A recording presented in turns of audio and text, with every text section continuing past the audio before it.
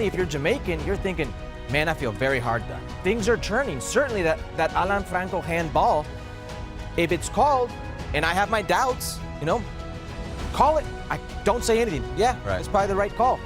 It's 2-2. If they make that, game on.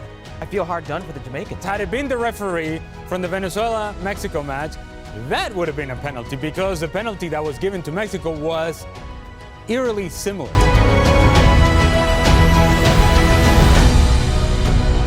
Ramos into the box, put out by Dixon. Back on it, Eddie Pope.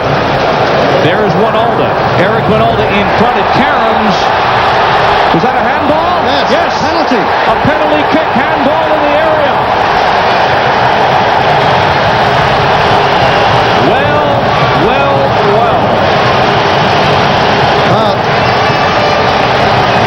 This is pretty rough justice in many ways.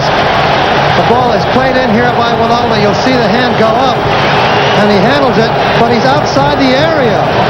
Terrible decision given there to the United States by the referee. A handball clearly on the replay shown to be outside the box.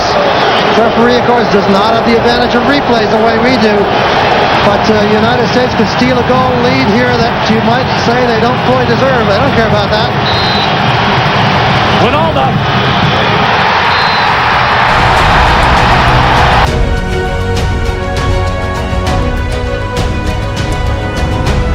This 84th minute header was disallowed as Lowe was adjudged to have committed a foul on US defender Walker Zimmerman.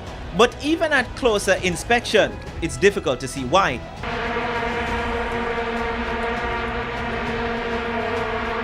CBS Sports and Paramount Plus crew, including former US players Clint Dempsey, Mo Edu, Charlie Davis, Onguchi Onyeyo, and Brianna Scurry, gave their view on the disallowed goal.